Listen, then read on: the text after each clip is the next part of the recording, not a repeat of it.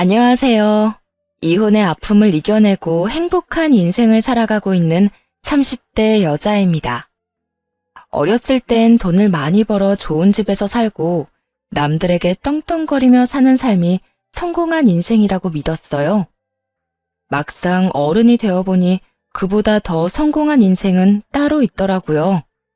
그건 바로 가족에게 받는 스트레스와 걱정이 없는 삶이었어요. 기쁜 일이 있으면 함께 기뻐하고 슬픈 일이 있으면 나눠야 할 가족에게서 슬픔과 분노만을 받게 되니 그것만큼 불행한 삶이 또 없더라고요. 다들 예상하다시피 남편과 시댁 이야기 맞습니다.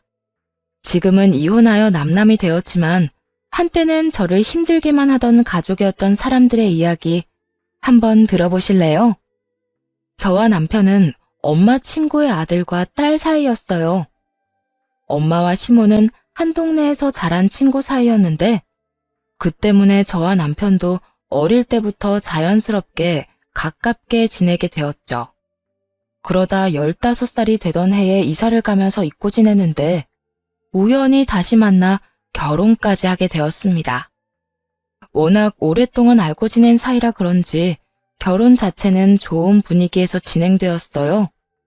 친정아빠도 시부도 돌아가신 터라 서로 의지하며 지내면 좋겠다는 생각이 들 정도로 가족 같은 분위기였죠.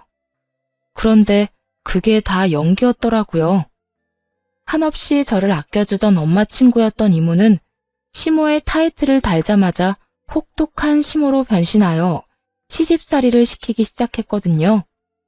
처음에는 시댁에 갈 때마다 남편의 행색을 가지고 시비를 걸더라고요.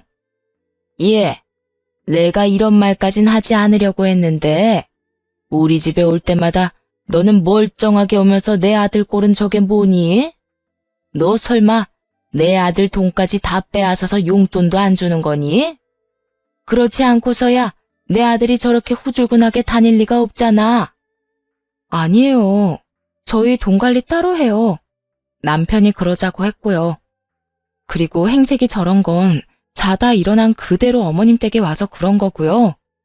제가 아무리 그래도 이건 너무 심하다고 귀에 딱지가 않게 말했는데 소용없더라고요. 아시잖아요. 한번 고집 부리기 시작하면 답도 없다는 거. 오늘 아침에도 설득하다가 지쳐서 그냥 왔어요.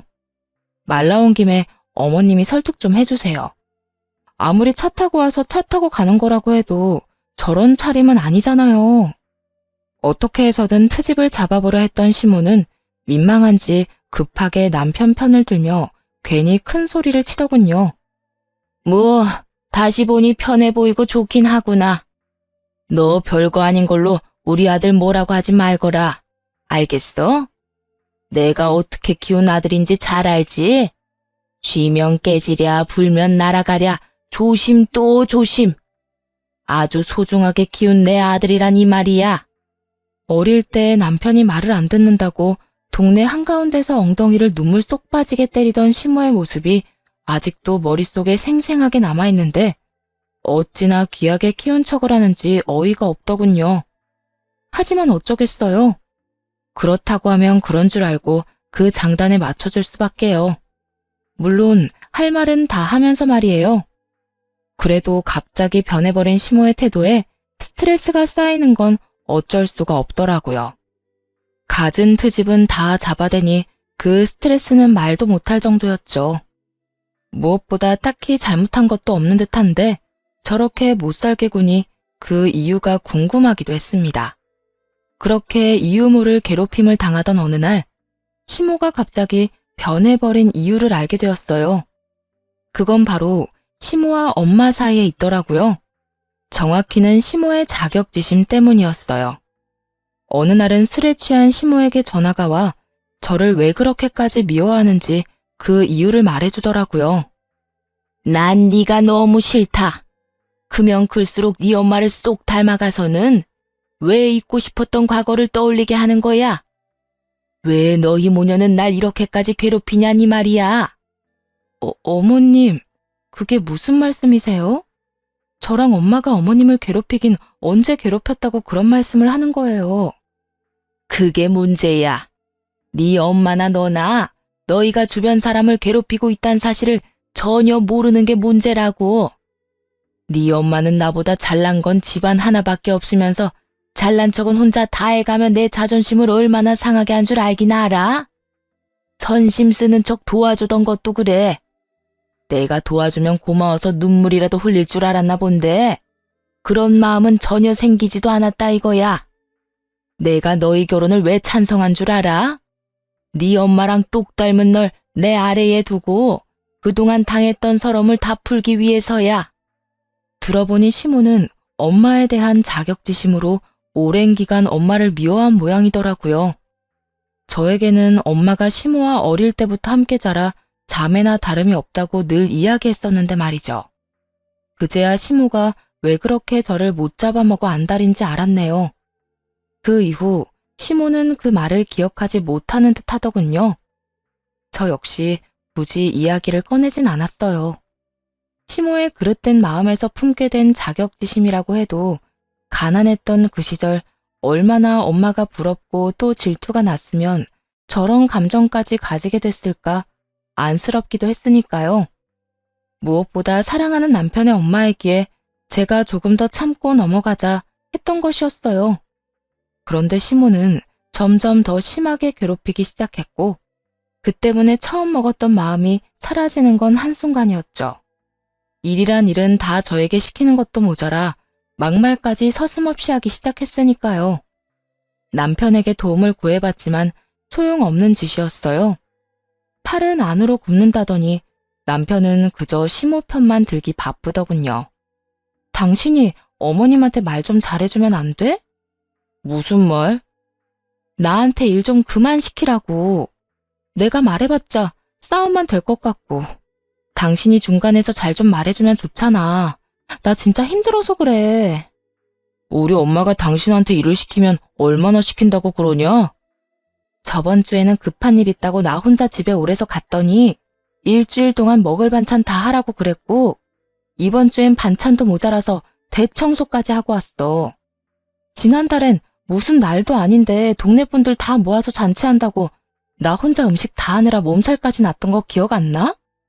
가면 갈수록 나아지는 게 아니라 정도가 심해지잖아. 그러니까 당신이 좀 말해줘. 내가 오죽 힘들었으면 당신한테 도와달라고 하겠어? 그냥 좀 해드려라. 들어보니까 죽을 만큼 힘든 일 시키는 것도 아니고 다 할 만한 일 시키는구만. 뭐 그거 가지고 우는 소리를 내냐? 친정 일은 시키지 않아도 다 나서서 하면서 지금 우리 엄마랑 당신 엄마랑 차별하는 거야 뭐야? 당신이 뭘 몰라서 그러는데 집안일이란 게 얼마나 힘든지 알아? 그리고 우리 엄마가 나한테 그런 일 시키는 거 봤어? 딸 사위 고생할까봐 워낙 혼자서 뭐든 해결하려고만 하니까 내가 나서서 도와드리는 거 아니야. 사사건건 내 손 빌려 다 해결하려는 어머님이랑 같은 줄 알아? 당신 지금 그 말 선 넘는 말인 건 잘 알지? 나 지금 기분 상당히 나빠. 내 기분도 지금 상당히 나빠. 선을 먼저 넘은 것도 어머님이고 내 기분 나쁘게 만든 것도 당신이 먼저인데 내가 지금 그런 거 신경 쓰게 생긴 줄 알아? 당신은 내 남편이면서 어떻게 어머님만 그렇게 감싸고 돌아? 나 힘든 건 보이지도 않아? 그리고 어머님 이야기하면서 왜 갑자기 친정 이야기는 꺼내오는 건데? 그냥 도와주기 싫으면 도와주기 싫다고 그래. 그래. 난 당신 도와줄 마음 전혀 없어. 내가 보기엔 우리 엄마가 그렇게 심한 것 같지도 않고. 당신은 젊으니까 그 정도는 쉽게 할 수 있잖아. 그렇게 쉬워 보이면 당신이 해. 나한테 다 하라고 하지 말고. 그래, 그러면 되겠네. 앞으로는 어머님이 부르면 당신한테 다 말해줄 테니까 당신이 직접 가서 어머님이 하라는 일 다 하라고. 그렇게 나온다 이거지? 알겠어. 앞으로는 우리 집은 내가 챙길 테니까 당신 집은 당신 혼자 챙겨. 원래도 저희 집도 제가, 시댁도 제가 챙기고 있었는데 뭘 모르는 남편은 본의 아니게 제일 골칫거리였던 짐을 덜어주게 되었죠. 그 후 시모의 연락이 올 때마다 남편에게 떠넘겼고 반발이 있긴 했지만 남편을 탓으로 넘겨버리니 시모도 별말 하지 못하더군요. 그렇게 괴롭힘에서 벗어났다고 생각했는데 그것이 시작이었죠. 사건의 시작은 친정에 있는 소파를 바꿔주면서부터였어요. 제가 어릴 때부터 썼던 소파였던 터라 많이 낡고해져 월급 모은 돈으로 소파를 바꿔드리게 됐죠. 생활비나 공동돈은 전혀 쓰지 않고 말이죠. 각자 집은 각자 챙기자는 규칙을 전혀 어기지 않기 위함이었어요. 그런데 이 사실을 알게 된 남편이 자신이 한 말은 까맣게 잊은 채 개거품까지 물며 화를 내더라고요. 당신 너무하는 거 아니야? 장모님만 당신 엄마가 아니잖아. 이제 우리 엄마도 당신한테 엄마 같은 존재 아니야? 소파를 바꿔주려거든 양쪽 엄마 똑같이 바꿔줘야지. 어떻게 친정만 쏙 바꿔줄 수가 있어? 딴 말 나오지 않게 각자 집은 각자 잘 챙기자고 먼저 제안했던 건 내가 아니라 당신이야. 난 그 약속 그대로 우리 친정 소파 바꿔주는데 당신 돈은 10원짜리 하나 쓰지 않았고 난 약속대로 한 것뿐인데 왜 당신이 나한테 화를 내? 내가 말한 뜻은 약간의 노동과 용돈 정도는 알아서 챙기자는 것이었어. 이렇게 집안 가구까지 바꿔줄 거란 생각은 전혀 하지 못했단 말이야. 그러니까 잔말 말고 우리 엄마 집에도 소파 바꿔드려. 우리 엄마 지금 당신 집에 가서 새 소파 보고 부러워서 나한테 매일같이 닥달하고 있단 말이야. 그건 당신 사정이고 애초에 그 말 꺼낸 사람은 당신이니까 그렇게 소파가 사드리고 싶으면 당신도 나처럼 돈 모아서 사드려. 나도 1년 꼬박 모아서 사드린 거니까. 당신 진짜 이렇게 치사하게 나올 거야? 먼저 치사하게 나온 사람이 누군데 이래. 그러게 그딴 제안을 하래? 자기 화에 못 이겨서 그딴 말까지 뱉었으면 지키기라도 잘 지켜. 뱉은 말이 있긴 하니 남편도 더는 화를 내진 못했습니다. 그 대신 대책도 없이 카드로 시댁에 똑같은 소파를 사주더라고요. 좁은 집에 그 큰 소파가 들어가니 집이 소파를 모시고 사는 우스꽝스러운 꼴이 되었는데도 좋다고 웃는 꼴이 참 한심하더군요. 봤지? 나도 그 정도 능력은 된다 이거야. 아, 답답하다 답답해. 당신 카드 할부로 샀다고 해도 그게 다 빚인 거 몰라? 그 돈을 어떻게 갚으려고 그래? 그렇지 않아도 매번 돈 모자란다고 나한테 5만 원, 10만 원씩 받아가면서 내가 다 알아서 할 거니까 당신은 신경 쓰지 마. 50만 원, 100만 원씩 주는 것도 아니면서 생색내기는. 생색내는 게 아니라 걱정되어서 하는 말이잖아. 그렇게 걱정이 됐으면 당신이 소파 바꿔줬으면 됐잖아. 어쨌든 이미 결제는 했고 엄마도 좋아하니까 더는 군말하지 마. 나 지금 기분 엄청 좋거든. 당신 때문에 이 기분 망치기 싫어. 그거 아세요? 내 남편이 이렇게 한심하고 철딱서니가 없는 인간인데다 대화가 통하지 않는 인간이란 걸 깨닫고 나면 더는 설득하고 싶지도 잔소리하고 싶지도 않아진다는 거. 제가 딱 그렇더군요. 더는 뭐가 옳고 그른 것인지 설명하고 싶지도 않았고 통하지 않는 대화를 이어나가고 싶지도 않더라고요. 그렇게 부부 사이의 대화가 줄어가는 사이 남편은 고삐 풀린 망아지처럼 시모가 조금만 우는 소리를 하면 뭐든 다 해주는 호구가 되었습니다. 카드 한도 끝까지 쓴 것은 물론이고 대출까지 내어 시모의 사치를 도와줬는지 어느 순간부턴 생활비조차 주지 않더라고요.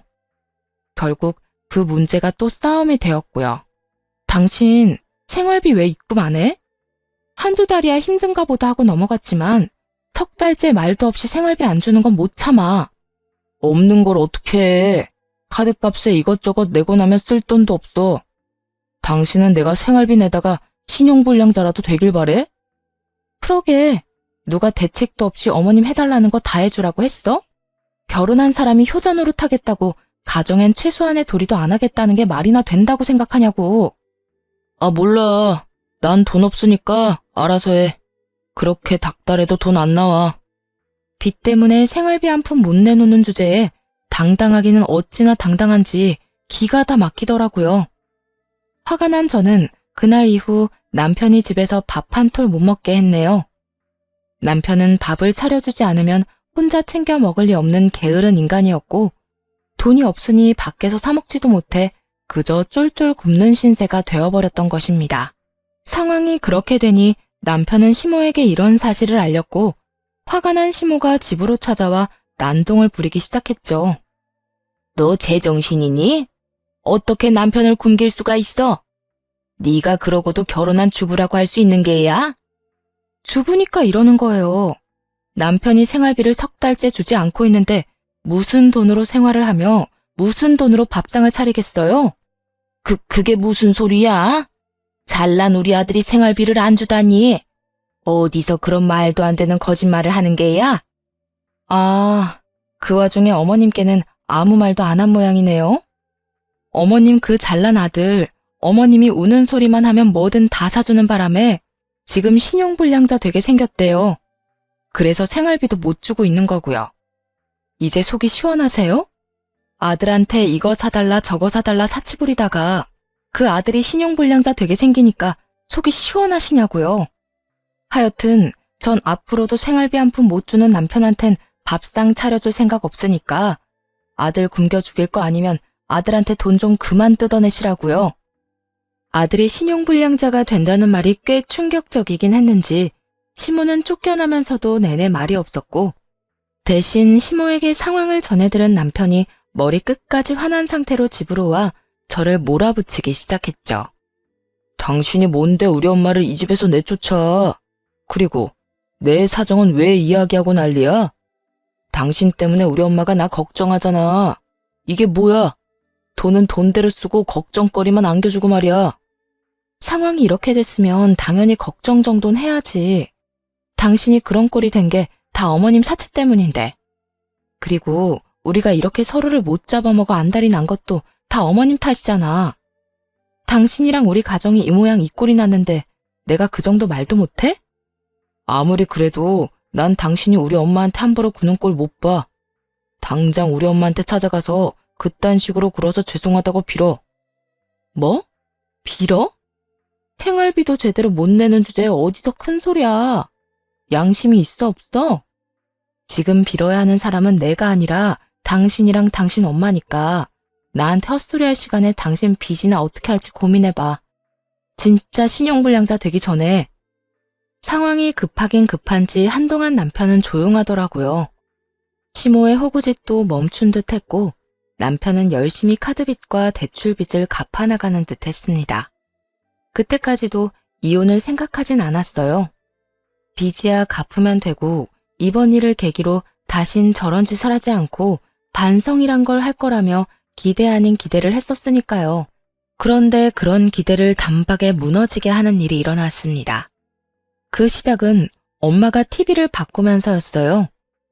대체로 친정의 가정 가구는 제가 어릴 때부터 쓰던 것들이라 하나둘 고장이 나는 상황이었고 소파를 시작으로 TV까지 고장이 나버렸죠.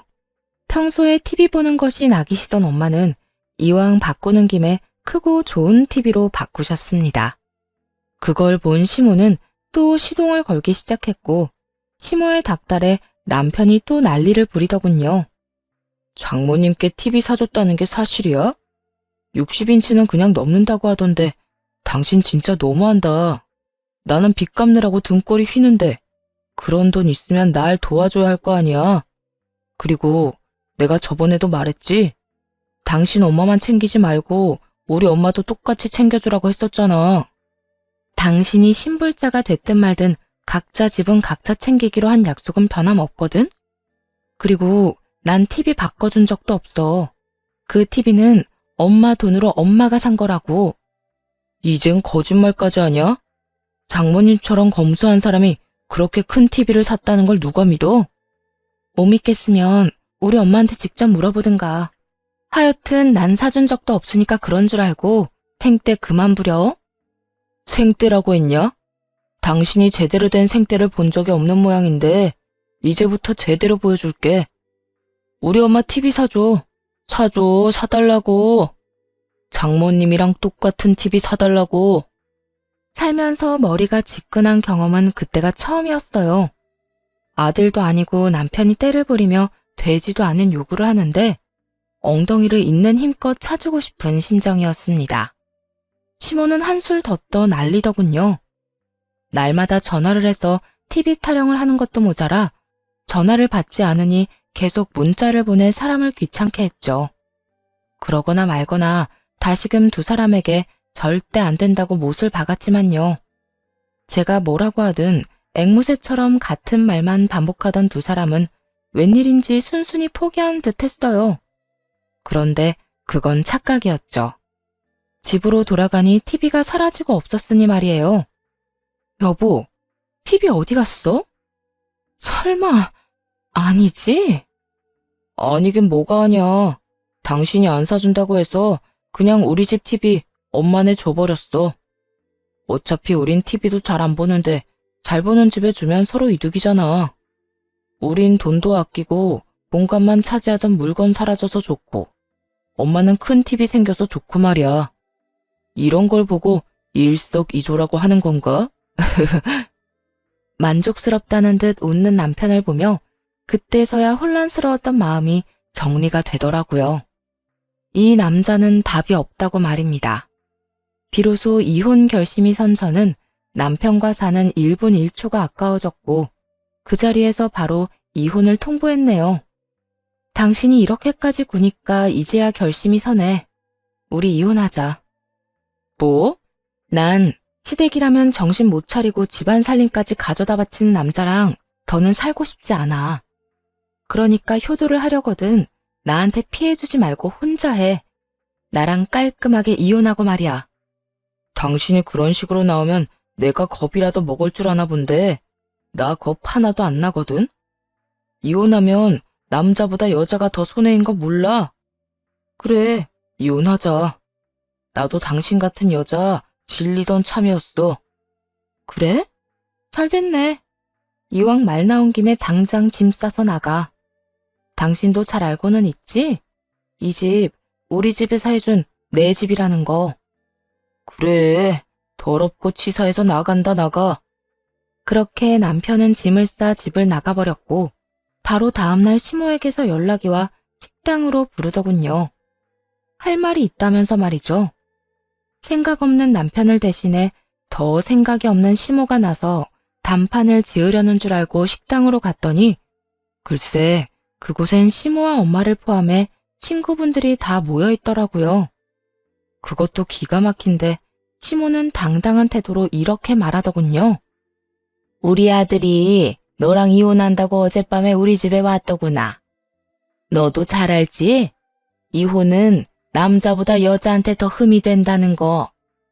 내가 우리 아들한테 이혼만은 다시 잘 생각해보라고 할 테니까 지금 여기서 무릎 꿇고 짝싹 빌거라. 그러니까 할 말이 있다고 했던 게 친한 친구들뿐만 아니라 우리 엄마까지 불러서 제 무릎을 꿇리겠다는 거였네요. 그래, 그거 말고 내가 너랑 다른 볼 일이 있을 거라고 생각했니? 설마 내가 네 편이라도 들어줄 거라 생각했어? 그런 생각했다면 그건 네 착각이다. 난 전적으로 네가 다 잘못했다고 생각하는 사람이야. 내 아들이 나한테 효도 좀 하겠다는데 네가 뭔데 간섭질이야? 그리고 그까짓 돈 있다가도 없고 없다가도 있는 건데 그런 걸로 째째하게 굴기는. 하여튼 지금이라도 손이 발이 되게 싹싹 빌면 특별히 내가 나서 주마. 친정엄마와 제 망신을 제대로 주고 싶은 시모의 마음을 알지 못하는 건 아니었지만 잘못돼도 한참은 잘못된 계획이 아닌가요? 애초에 이혼을 바라고 또 바라는 사람이 저인데 이딴 방법을 쓰다니요.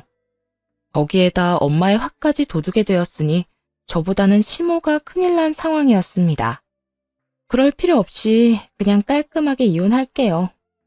아줌마 아들이 무슨 말을 어떻게 했는지는 잘 모르겠는데 그 이혼 제가 먼저 하자고 했고 집에서 쫓아낸 것도 저였어요. 뭐라고? 내 아들 말론 네가 계속 잔소리하는 게 짜증나서 이혼하자고 하고 나왔다고 했는데 그걸 다 믿었어요? 아줌마는 아줌마 아들을 아직 잘 모르나 본데 그 인간은 내가 쫓아내기 전까진 제 옆에서 어떻게 해서든 버틸 인간이라고요. 그 꼴이 보기 싫어서 내가 쫓아냈고요. 남편의 말만 믿고 이딴 일까지 벌인 시모는 당황하며 눈치만 살피기 바빴고 엄마는 그럴 줄 알았다는 듯 콧방귀를 끼며 상황을 정리하기 시작했습니다. 자, 그러면 이혼할 때 하더라도 계산은 정확히 해야 하지 않겠어? 계산이라니? 무슨 계산? 뭘 모른 척하고 그래?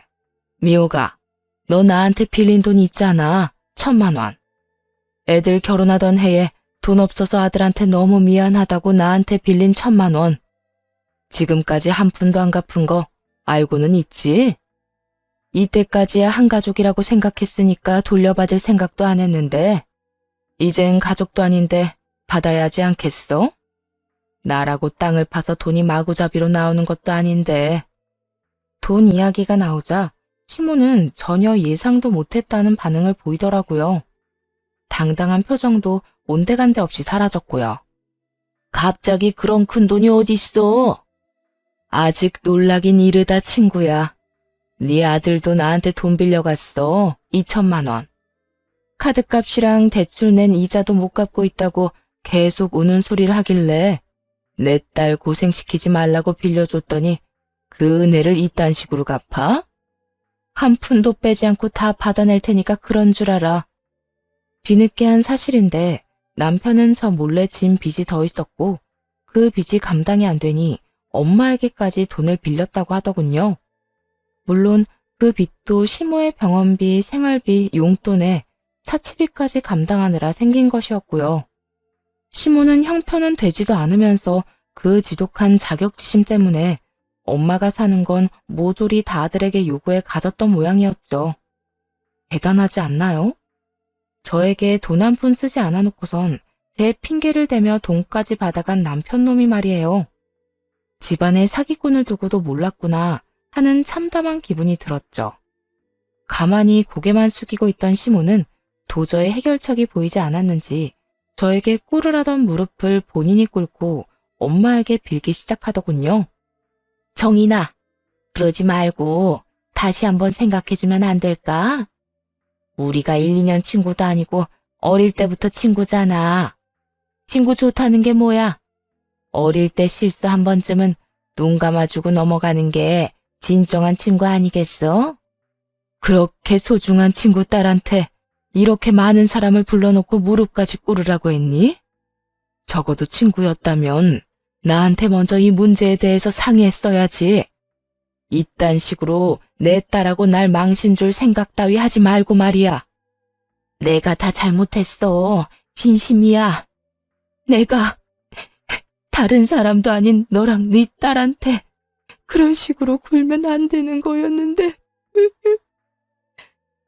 넌 여전하구나. 무슨 일만 터지면 눈물부터 흘리는 거. 그리고 내 마음 약하게 만들어서 네 마음대로 다 휘두르려고 하는 거. 그런데 어떻게 하니? 네 말대로 우리가 1, 2년 친구도 아니고 이젠 그 눈물도 지긋지긋하다 얘. 앞으로 다신 보는 일 없도록 하자. 우리 수십 년 된 우정도 여기서 끝이란 말이야. 시모는 회심의 눈물 공격이 먹히지 않자 이번엔 저를 붙잡고 늘어지기 시작했습니다. 아가야, 그동안 내가 널 많이 오해하고 못살게 굴었던 거 다 사과하마. 난 내 아들이 그렇게나 생각 없이 돈을 흥청망청 쓰고 있었단 건 정말 몰랐단다. 앞으론 그런 일 절대 없도록 내가 잘 이야기할 터이니 제발 이혼한다는 말만은 취소해 주려무나. 응? 이제 와서 이런다고 달라지는 거 하나도 없어요, 아줌마. 너 아까부터 나한테 아줌마 아줌마 그러는데 그 호칭은 너무한다고 생각하지 않니? 아직 이혼한 것도 아니고 내가 이렇게까지 용서를 구하는데 그렇게까지 할 필요는 없잖아. 이미 전 그딴 인간이랑 이혼하기로 마음먹었고 쉽게 먹은 마음이 아니라서 되돌릴 순 없는 상황인 것 같네요. 그러니 지금은 어머님이란 호칭보단 아줌마라는 호칭이 더 맞지 않나요? 전 이렇게 결심이 굳었으니 더는 이딴 식으로 구질구질하게 굴지 말고 엄마한테 빌린 돈이나 잘 갚도록 하세요. 아줌마도 잘 알겠지만 우리 엄마가 아끼는 사람한텐 한없이 관대해도 그렇지 않은 사람한텐 한없이 냉정하거든요. 지금 와서 그런 큰 돈을 당장 어디에서 구하니? 너도 알다시피 우리 아들 빚이 다 해결된 것도 아니고 아직 빚도 많이 남은 상태야. 그런 애랑 돈 한 푼 못 버는 내가 돈 3천만 원을 어디서 만들겠어? 그러니까 네가 네 엄마한테 잘 좀 말해주면 안 되겠니? 돈만 해결해주면 이혼은 네 뜻대로 깔끔하게 해주마. 지금 내가 위자료까지 받고 이혼해야 할 마당에 돈 3천만 원을 없던 일로 해달라는 게 말이나 된다고 생각해요? 위자료? 너 설마 우리한테 위자료까지 받을 작정인 게야? 그러면요? 아줌마를 시어머니로 모시고 남편 구실도 못하는 인간을 데리고 사느라 내가 얼마나 힘들었는데요. 그 세월을 돌려받지 못할 거라면 위자료라도 받아야 조금이나마 보상이 되지 않겠어요? 조금 전까지만 해도 어떻게 해서든 제 마음을 돌려보려고 애쓰던 시모는 자극을 제대로 받았는지 갑자기 몸을 일으켜 막말을 쏟아내기 시작했습니다. 이 고약한 것, 네 어미나 너나 사람 무시하는 그 못된 짓은 똑같구나. 내가 이렇게까지 비는데 위자료를 내놓으라고? 왜? 아예 거지꼴 되라고 고사를 지내지 그러니? 그런 자격지심으로 살면 안 피곤하세요? 뭐야? 자격지심? 내가 알기론 우리 엄마가 아줌마 힘들 때마다 아무런 조건도 없이 도와준 걸로 아는데 그 호의를 그딴 식으로 받아들이는 거면 자격지심 말고 다르게 표현할 말이 있을까요? 지금도 그래요. 용서받지 못할 짓을 저질러 놓고 딱싹 빌면 다 받아줘야 좋은 사람이고 착한 사람인가요? 그딴 말도 안 되는 기준 세워서 기껏 호의 베푼 사람, 이상한 사람으로 몰아가는 짓 그만 좀 하세요. 지금 돈 몇 푼 네 엄마가 빌려줬다고 너까지 큰 소리 치는가 본데 그까짓 돈 내 아들이 얼마든지 다 갚아줄 수 있거든. 빌린 돈이든 위자료든 얼마든지 줄 테니 네 마음대로 다 해보거라. 시모는 고함을 지르며 호언장담을 했고 시모가 부른 친구분들은 저마다 시모를 질책하기 바쁘더라고요. 미옥이가 정인이한테 고마운 것도 모르고 뒤에서 욕을 많이 하긴 했지. 언젠간 이런 일이 일어날 거라 예상은 했지만 그게 자식들 문제 때문에 터질 줄 누가 알았겠어? 난 이런 일이 일어날 것 같았어. 미옥이 쟤가 장가도 간 아들 등골을 얼마나 빼먹었는지 너희는 몰라서 그래. 병원에 갈 때마다 아들 일도 못하게 부르는 것도 모자라서 정인이 뭐 하나 살 때마다 아들 불러서 다 사달라고 하더라니까. 그랬어? 그랬으면서 미옥이 딸한테 시집살이까지 시켰던 거야? 정말 양심이 없긴 없었네. 친구들의 수군거림이 끝날 기미가 보이지 않자 시모는 붉어진 얼굴을 감싸준 채 나가버리더군요. 그 후 이혼 준비는 차곡차곡 빈틈없이 잘 준비되고 있었고 이혼할 그날만 기다리고 있는데 남편이 회사 앞으로 찾아와 이혼만은 못한다며 난동을 피우더라고요. 말이야 이혼은 못한다였지만 그 숨은 뜻은 죽었다 깨어나도 그 돈은 없다는 거였습니다. 우리 엄마한테 이야기 다 들었어. 이혼 의지가 확고하다고 하던데. 우리한텐 이혼 사유가 전혀 없는데 이혼은 무슨 이혼이야? 홧김에 서로 심한 말 주고받은 걸로 상황 악화시키지 말고 이혼 마음 접어. 이혼 사유가 없긴 왜 없어? 네가 나하고 결혼한 뒤에 저지른 모든 짓이 다 이혼 사유가 되는데. 그러니까 남의 회사 앞에서 난동 그만 피우고 얼른 꺼져. 내가 뭘 어쨌다고 이래 진짜. 날 낳아주고 힘들게 키워준 부모님한테 효도하는 건 자식으로서 당연한 도리 아니야? 그 도리를 다한 것 가지고 이혼한다고 남들이 비웃어. 알아? 당신이 한 짓을 도리라고 하면 다른 사람들이 손가락질은 하겠네. 당신은 그게 문제야. 본인이 한 행동은 생각도 안 하고 무조건 내가 너무하고 내가 심하게 행동한다고 믿어 의심치 않는 거. 가끔은 당신의 그 확고한 생각을 의심하고 좀 살아. 평소에 생각도 없이 사는 사람이 왜 가끔 하는 생각에 의심도 없이 확신을 하고 그래? 뭐야? 너 진짜 이딴 식으로 굴 거야? 어쨌든 난 이혼은 못하니까 그런 줄이나 알아. 계속 이혼한다고 말도 안 되는 소리로 우기잖아. 나 네 회사 매일같이 찾아와서 네 얼굴에 똥칠 제대로 해줄 거라고. 웬만하면 빚이나 갚게 회사는 다니게 해주려고 했는데 그것마저도 제 발로 차버리니 어쩔 도리가 없더군요. 바로 다음날 남편의 회사로 찾아가 그 뻔뻔한 얼굴에 차용증을 던져버렸네요. 그리고 제가 당한 망신과는 비교도 되지 않을 망신을 주기 시작했습니다. 우리 엄마한테 이런 것까지 쓰면서 빌려간 돈 당장 갚아. 뭐 생활비로 쓰느라 빚을 지게 됐다. 나한테 쓰느라 이렇게 됐다는 둥 이런 말은 할 생각도 하지 마. 이거 나 몰래 네 엄마한테 다 쓴 거 알고 있으니까. 아, 그것도 알고 있지?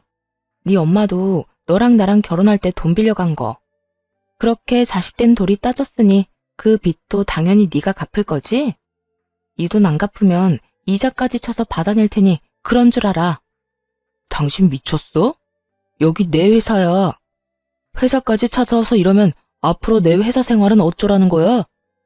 회사 생활에 대해서 그렇게 걱정 많은 놈이 내 회사 앞에선 그 난동을 피웠어? 날 찾아와서 화나게 했을 땐 이 정도는 예상했어야지. 너도 잘 알지? 눈에는 눈, 이에는 이라고. 나 지금 그거 하는 거야. 앞으로도 그럴 거고. 그러니까 다시 한번 회사까지 찾아와서 나 망신 주려고 하잖아? 내가 당한 망신의 곱절로 다시 돌려줄 테니까 그런 줄 알아. 남편에게 할 말을 다 하고 뒤돌아서니 전 직원이 다 와서 구경한다고 해도 모자라지 않을 만큼의 인파가 저희를 구경하고 있더군요. 그야말로 작전 성공인 셈이었죠. 그 후 도끼가 제대로 올랐는지 남편은 끝까지 이혼을 거부했고 결국 소송을 끝으로 이혼을 하게 되었습니다. 소송을 하는 동안에도 태세를 다시 바꾼 두 사람이 어찌나 끈질기게 매달리는지 지긋지긋한 지경이었어요. 그러지 말고 다시 한 번만 생각해봐.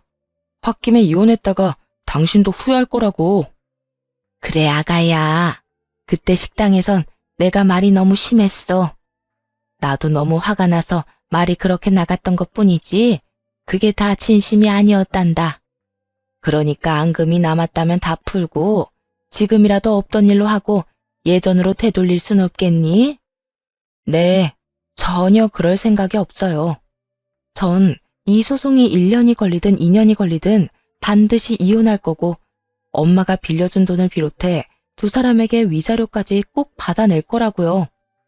여보, 그러지 말고 나 안 불쌍해? 나 이대로 가다간 진짜 파산한다고. 여보라고 부르기엔 이미 늦었다고 생각 안 해? 그러게, 나한테 여보라고 부를 수 있을 때 좀 잘하지 그랬어. 그리고 네가 신불자가 되든 말든 난 이제 상관없으니까 돈이나 다 토해내고 이혼이나 해. 더는 너랑 네 엄마 얼굴 보고 싶지도 않으니까. 반복되는 지긋지긋한 상황과 길고 긴 소송이었지만 위자료 액수를 보니 마음의 위로가 조금은 되더라고요. 물론 빌려준 돈도 다 받아냈고요. 막대한 위자료와 빌린 돈을 갚기 위해 전 남편은 대출을 내고 전 시모는 집을 팔았다고 하더군요. 거기에다 자신이 파놓은 함정에 스스로 빠진 시모는 친구들 사이에서 그날의 이야기가 퍼지며 오래된 친구들과도 연락조차 못하는 사이가 돼버렸다고 하고요. 그 후 들려오는 소식엔 다 쓰러져가는 집에서 전 남편과 함께 살고 있다고 들었는데 두 사람에게 딱 어울리는 집이라고 생각했네요. 제 망신을 주려다 되려 망신살이 뻗쳐 회사까지 그만두게 된 전 남편과 전 남편의 등골을 신나게 빼먹던 전 시모의 마지막에 이보다 더 어울리는 배경은 없을 테니까요. 참 한심하지 않나요? 갚아야 할 빚이 산더미일 텐데 그까지 체면이 뭐라고 회사까지 그만둔 걸 보면요. 하긴 그딴 놈이니 이혼이나 당하고 다른 사람도 아닌 자기 엄마한테 호구 잡혀 사는 거겠죠. 꼴에 배부른 짓거리 한 것도 모르고 말입니다. 이렇게 성공적인 이혼을 마무리하고 오래된 악연도 끝이라고 생각했는데 그것도 제 마음대로 되지 않더라고요. 오래된 관계인 만큼 연관된 사람들도 많았고 여러 가지 방법으로 전 남편에게 연락이 오기 시작했으니까요. 처음엔 그냥 무시했지만 그냥 무시해선 끝이 없을 것만 같아 마지막이라 생각하고 연락을 받아보기로 했죠. 도대체 무슨 말을 하려고 이렇게까지 끈질기게구나 싶었는데 전 남편은 끝까지 뻔뻔한 요구를 저에게 하더군요. 수정아, 잘 지내? 왜 이렇게 통화하는 게 어려워? 친구들한테 부탁해서 여러 번 연락했는데 다 안 받더라. 많이 바빴어? 바빠서 안 받았겠어? 네 목소리도 듣기 싫어서 무시한 거지. 왜 전화했어? 끝까지 안 받으려다가 이렇게 해선 끝도 없을 것 같아서 받은 거니까 전화 건 목적이나 바로 말해. 내가 목적이 따로 있겠어? 수정이 네가 보고 싶어서 연락했지. 우리가 부부로는 실패했지만 어릴 때부터 쌓아온 우정은 남아있잖아. 함께한 세월이 길어서 그런지 보고 싶더라고. 난 아니야. 너 진짜 미쳤구나. 너랑 나랑 이혼까지 한 마당에 우리 사이에 남을 우정이 있을 것 같아? 비싼 밥 먹고 헛소리 그만하고 그딴 말이나 할 거면 더는 할 말도 없으니까 다신 전화 걸지 마. 귀가 썩을 것만 같아 전화를 끊으려 하니 전 남편은 다급하게 숨겨온 속내를 드러내기 시작하더라고요. 잠시만. 수정아, 내가 할 말이 있어. 아니, 부탁이 있어. 너도 알다시피 내가 빚이 많잖아. 그런데 회사까지 그만둬서 더는 돈 나올 구석이 없어. 그래서 말인데 네가 돈 좀 빌려주면 안 될까? 많이도 필요 없고 당장 급한 돈만 좀 빌려주라. 응? 네 말대로 우리가 이혼하고 그 과정에서 정은 남아있지 않더라도 함께한 세월이 있잖아. 그 시간들을 생각해서라도 급한 빚만 좀 막아주면 안 될까? 넌 진짜 나랑 살던 그때부터 지금까지 한결같이 뻔뻔하구나. 내가 그렇게 돈 아껴 쓰라고 할 때는 알아서 한다고 큰소리치더니 이제 와서 뭐? 도와달라고? 신용불량자 되는 것만 막아달라고? 제발 한 번이라도 입장이란 걸 바꿔서 생각 좀 해. 네가 나라면 그 돈을 해줄 것 같아? 당연하지. 나라면 그 돈을 빌려주는 게 아니라 그냥 줬을 거야. 나한텐 당신이 그만큼 소중하니까. 전시모도 믿지 않을 거짓말을 조금의 망설임도 없이 해대는데 이런 뻔뻔한 인간이 또 없다는 생각이 들었네요. 그 순간 이놈이 남편이 아닌 전 남편이란 사실이 마치 축복처럼 느껴지더군요. 그때 그 결정을 하지 않았다면 지금쯤 이 정신 나간 뻔뻔한 놈 때문에 여전히 지옥길을 걷고 있었을 테니까요. 이처럼 파렴치하고도 뻔뻔한 놈과 결판을 짓기로 결심했습니다. 다신 저에게 연락 따위 할 생각도 못하게 말이죠. 그렇게 내가 소중하단 인간이 이혼하자고 하니까 바로 짐 챙겨서 네 엄마 집으로 갔냐? 거짓말을 하려거든 진정성 있게 거짓말을 해.